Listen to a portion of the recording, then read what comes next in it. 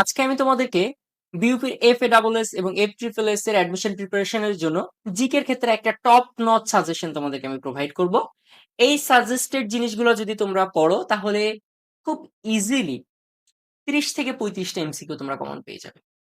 তো চলো সেই সাজেস্টেড জিনিসগুলো আসলে কি কি আমরা একটু দেখে ফেলি। দেখো, একদম প্রথমে যে টপিকটা আমি এখানে দিয়েছি সেটা হলো রিসেন্ট জিকে। রিসেন্ট জিকে, এই রিসেন্ট জিকেটা one of the most important topics. কেন? কারণ বিউপিতে এইখান থেকে কমপক্ষে 8 থেকে 10টা প্রশ্ন আসে এই রিসেন্ট জিকে থেকে।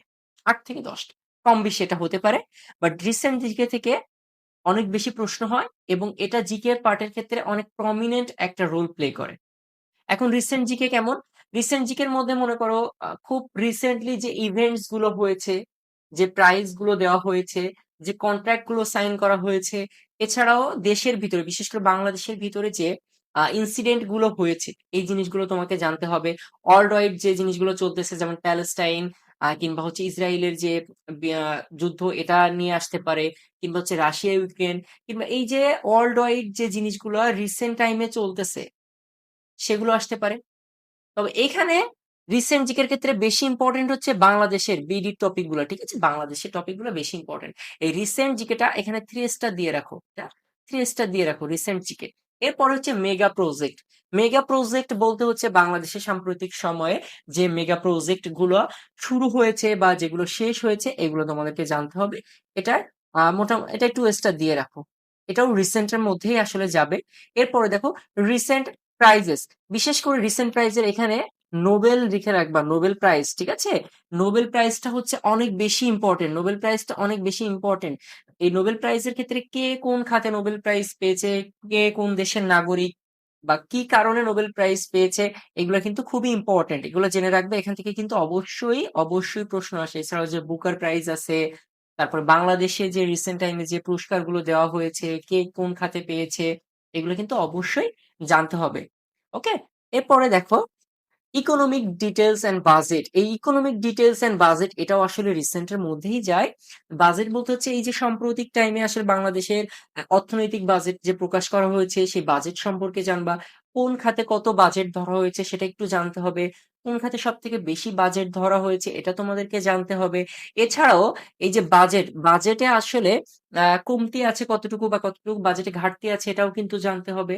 বা এই রিসেন্ট টাইমে আমাদের ইকোনমিক সিচুয়েশনটা আসলে কেমন এটাও একটু জেনে রাখবে। আমি যেভাবে বলতেছি এভাবে পয়েন্ট গুলো ধরে ধরে যদি তোমরা ক্লিয়ার করে পড়ো তাহলে শিওর দেখবা 30 থেকে 35টা এমসিকিউ তোমরা কমন পেয়ে গেছো। এরপরে দেখো ফার্স্ট ইন বাংলাদেশ, এটা খুবই ইম্পর্টেন্ট। এখান থেকে একটা প্রশ্ন এসেই থাকে, 1-2টা এসেই থাকে। ফার্স্ট ইন বাংলাদেশ অর্থাৎ বাংলাদেশে প্রথম কোনটা হয়েছিল, প্রথম কবে কি হয়েছিল, এই জিনিসটা খুবই ইম্পর্টেন্ট। বা কবে কে প্রথম কোন দায়িত্ব পালন করেছিল, এই জিনিসগুলো অর্থাৎ বাংলাদেশের প্রথম যেটা, এটা কিন্তু খুবই ইম্পর্টেন্ট। এরপরে এখানে হচ্ছে Pakistan and British period. Pakistan and British period এটাও তোমাদেরকে ভালোভাবে পড়তে হবে। তোমরা অনেকেই আছো যে এই যে আদিমকালে রাজা বাদশাদের ইতিহাস পড়ে ব্রেনকে মানে হ্যাং করে ফেলো, এগুলো অত ইম্পর্টেন্ট না, এগুলো কম পড়ো, এগুলো পড়ার দরকার নাই অতটা। তোমরা এই যে Pakistan and British period, Pakistan and British period এই দুইটা একটু মোটামুটি দেখবা। এবং মোস্ট ইম্পর্টেন্টলি 1971 এর এই যে লিবারেশন অর, এটা কিন্তু খুব ভালো করে দেখতে হবে, খুব ভালো করে পড়তে হবে। এই জায়গাটা 3 স্টার দিয়ে রাখো, এই জায়গাটা 3 স্টার দিয়ে রাখো, এটা খুব ভালো করে পড়তে হবে। এরপর কনস্টিটিউশন অফ বিডি। এই কনস্টিটিউশন অফ বিডি অর্থাৎ FSSS এর জন্য কিন্তু এই কনস্টিটিউশন অফ বিডিটা অর্থাৎ বাংলাদেশের সংবিধানটা খুবই ইম্পর্টেন্ট। FSSS এর জন্য, এটা FSSS এর জন্য ইম্পর্টেন্ট। FASS এর জন্য ইম্পর্টেন্ট না এমনও বলতেছি না, এখান থেকে অবশ্যই অবশ্যই প্রশ্ন থাকবে, একটা হলেও এখান থেকে প্রশ্ন থাকবে। তো কনস্টিটিউশন সম্পর্কে যে বেসিক নলেজ এগুলো তো রাখতে হবে। কিংবা রিসেন্ট টাইমে কনস্টিটিউশনের কোন কোন এরিয়াগুলো ইউজ করে কোন কোন ল দেখানো হয়েছে, এগুলো কিন্তু খুবই ইম্পর্টেন্ট, এগুলো একটু খুঁজে খুঁজে পড়ার চেষ্টা করবে। গভর্নমেন্ট সিস্টেম, দেন আসবো হচ্ছে গভর্নমেন্ট সিস্টেম। গভর্নমেন্ট সিস্টেম বলতে হচ্ছে গভর্নমেন্ট যে অর্গানস গুলো আছে, কোন অর্গানস কি কাজ করে, এই জিনিসগুলো একটু ভালোভাবে জানতে হবে, এটাও মোটামুটি ইম্পর্টেন্ট। দেন ট্রাইব, ট্রাইব বলতে আসলে ক্ষুদ্র নৃগোষ্ঠী সম্পর্কে জানতে হবে, বিশেষ করে বাংলাদেশের কোন ক্ষুদ্র নৃগোষ্ঠীটা সব থেকে বড়, কোনটা ছোট, কারা কোথায় বসবাস করে, কাদের কি ধর্ম আছে, এই জিনিসগুলো জাস্ট জানলে এনাফ। এরপর হচ্ছে রিভার। এই রিভার থেকে একটা প্রশ্ন আসে, বাংলাদেশের রিভার বলতে আসলে কোন রিভারটা বড়, কোনটা আসলে প্রশস্ততম, কোনটা গভীরতম, কোনটা নাব্যতা বেশি, তারপরে হচ্ছে কোনটা খরস্রোতা, এই টাইপের জিনিসগুলো জানবা।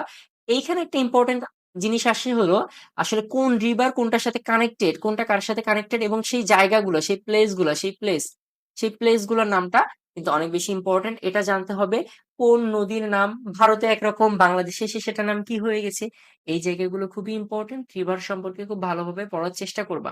এর পাশাপাশি যে ওই যে বদ্বীপ সম্পর্কে কিছু ডিটেইলস আছে, এটা খুব ভালোভাবে জানার চেষ্টা করবা। এইভাবে জাস্ট এরকম বেছে বেছে প্রতিটা টপিক ধরে ধরে যদি পড়ো, দেখবা তোমার একটা গোছানো প্রিপারেশন চলে আসবে। ঠিক আছে, আমরা নেক্সট স্লাইডটা দেখি। এখন দেখো এখানেও কি আছে, প্রথমে আছে হিস্টোরিক্যাল প্লেস অফ বিডি। বাংলাদেশের যে বিভিন্ন হিস্টোরিক্যাল প্লেস আছে না, যেমন হচ্ছে লালবাগ কেল্লা, মহাস্থানগড়, এই যে ময়নামতি, এরকম অনেক যে হিস্টোরিক্যাল যে প্লেস গুলো আছে, এই হিস্টোরিক্যাল প্লেস গুলা একটু জেনে রাখবা কোনটা কোথায় অবস্থিত। এটা এরপরে বলেছে geographical places and their location. এই geographical places and their location এটা কিন্তু জাস্ট শুধু বাংলাদেশের প্রেক্ষাপটেই জানলে হবে না, এটা কিন্তু তোমাকে অল ওয়াইড প্রেক্ষাপটে জানতে হবে। ঠিক আছে, বৈশ্বিক প্রেক্ষাপটে এটা জানতে হবে। বিখ্যাত যে জায়গাগুলো আছে, ওই জায়গাগুলো আসলে কোথায় অবস্থিত, ওই জায়গাগুলো কোন কারণে বিখ্যাত, এই জিনিসগুলো একটু জানার চেষ্টা করবে, যেগুলো খুবই প্রমিনেন্ট। ঠিক আছে, এগুলো জানার চেষ্টা করবে। এরপরে দেখো বলেছে যে old name of places and architecture. বিভিন্ন জায়গার, যেমন ঢাকার আগের নাম কি ছিল, চিটাগাং এর আগের নাম কি ছিল, কিংবা সিলেটের আগের নাম কি ছিল, কুমিল্লার আগের নাম কি ছিল, বা কোন জনপদের আওতায় ছিল, এই জিনিসগুলো জাস্ট একটু দেখবা। আর বিভিন্ন যে আর্কিটেকচার আছে না, এটা এক এক সময় এক এক নাম থাকতো, যেমন আগের আমলে একটা রকম নাম ছিল, এখন সেই আর্কিটেকচারটার আরেক রকম নাম হয়েছে। এই জিনিসগুলো জাস্ট অল্প একটু দেখার চেষ্টা করবো। এরপর আসছে হচ্ছে স্ট্রেট। স্ট্রেট মানে কি বলতো? প্রণালী। এটা খুবই খুবই ইম্পর্টেন্ট। এটা 3 স্টার দিয়ে রাখো, এখান থেকে প্রশ্ন আসবেই। প্রণালী থেকে, এটা FASS এ প্রণালী থেকে প্রশ্ন আসার চান্সেস সবই বেশি, সব থেকে বেশি। প্রণালী বলতে হচ্ছে নর্মালি কোন কোন প্রণালী জাস্ট কোন দুইটা দেশ বা কোন দুইটা অঞ্চলকে কানেক্ট করেছে, এবং কোন কোন অঞ্চলকে ডিসকানেক্ট করেছে, এটুকু জানলেই হবে। ঠিক আছে, প্রণালীর নামগুলো, তারা কোন কোন অঞ্চলকে কানেক্ট করেছে বা কোনটা কোনটাকে ডিসকানেক্ট করেছে, এটা সম্পর্কে জানলে এনাফ। এরপরে দেখো অ্যাবাউট ইম্পর্টেন্ট কান্ট্রিজ। এখন এই জায়গাটা আমি একটু তোমাদেরকে ভেঙে বলি। অ্যাবাউট ইম্পর্টেন্ট কান্ট্রিজ বলতে কোন কোন কান্ট্রি গুলো আসলে ইম্পর্টেন্ট, যাদের সাথে বাংলাদেশের যাদের সাথে সম্পর্ক আছে, এই কান্ট্রি গুলা, কূটনৈতিক সম্পর্ক কিংবা হচ্ছে ইকোনমিক্যাল রিলেশন আছে, এই যে সম্পর্কগুলো যে সমস্ত দেশের সাথে আছে, সেই দেশগুলো পড়বা। এরপর হচ্ছে এশিয়ান কান্ট্রি গুলো জানবা। এশিয়ান কান্ট্রি সম্পর্কে জানবা। এরপরে বিশেষ করে সাউথ এশিয়ান কান্ট্রি যেগুলা, এগুলো সম্পর্কে একটু বেশি জানবা। এবং লাস্টলি যে দেশগুলো সম্পর্কে জানতে হবে, যে দেশগুলো হচ্ছে ওয়ার্ল্ড ওয়াইড বিভিন্ন ক্ষেত্রে ইম্প্যাক্ট ফেলে। ঠিক আছে, ইম্প্যাক্ট ফেলে। যেমন তুমি ইউএসএ সম্পর্কে জানতে হবে, তোমাকে রাশিয়া সম্পর্কে জানতে হবে, ইউকে সম্পর্কে জানতে হবে। যে দেশগুলো, বা সৌদি আরব, যে দেশগুলো আসলে ওয়ার্ল্ড ওয়াইড ইম্প্যাক্ট ফেলার মতো ক্ষমতা রাখে, যাদেরকে ক্ষমতাধর রাষ্ট্র বলা হয়, সেই দেশগুলো সম্পর্কে তোমাকে একটু জ্ঞান রাখতে হবে। এটাও কিন্তু ইম্পর্টেন্ট, টুইস্টটা দিয়ে রাখো এটাতে। এরপরে দেখো ক্যাপিটাল অ্যান্ড কারেন্সি। এই ক্যাপিটাল অ্যান্ড কারেন্সির ক্ষেত্রেও সেম ভাবে এই যে বাংলাদেশ রিলেটেড যে দেশগুলো আছে, এগুলো সম্পর্কে জানতে হবে, সাউথ এশিয়ান বা এশিয়ান কান্ট্রি গুলো জানতে হবে, ইম্প্যাক্টফুল কান্ট্রি গুলো সম্পর্কে জানতে হবে। এর বাহিরে আরো একটা জিনিস মনে রাখবা, যে রিসেন্ট টাইমে যে দেশগুলো নিয়ে আসলে একটু ঝুট ঝামেলা হচ্ছে, ঠিক আছে? যেগুলো নিয়ে একটু, যারা একটু ঝগড়া করছে, যাদের নিয়ে একটু মানে সমস্যা তৈরি হয়েছে, এবং সেই সমস্যাটা ওয়ার্ল্ড ওয়াইড স্প্রেড হয়েছে। যেমন তুমি ইসরায়েল সম্পর্কে তোমাকে একটু জানতে হবে, প্যালেস্টাইন সম্পর্কে জানতে হবে, কারণ রিসেন্ট টাইমে তাদের তাদেরকে নিয়ে একটু চর্চা চলতেছে ওয়ার্ল্ড ওয়াইড। তো সেক্ষেত্রে তাদের ক্যাপিটাল, তাদের কারেন্সি সম্পর্কে তোমাকে একটু ধারণা রাখতে হবে। এরপরে অর্গানাইজেশন, এটা 3 স্টার দিয়ে রাখো, এখান থেকে প্রশ্ন আসবেই।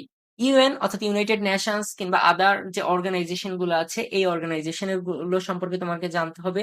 এই অর্গানাইজেশন গুলো বিশেষ করে দুইটা জিনিস এখানে তোমাদেরকে জানতে হবে। একটা হলো এদের হচ্ছে সদর দপ্তর। ঠিক আছে, এদের সদর দপ্তর সম্পর্কে তোমাকে জানতে হবে। সদর দপ্তর সম্পর্কে জানতে হবে।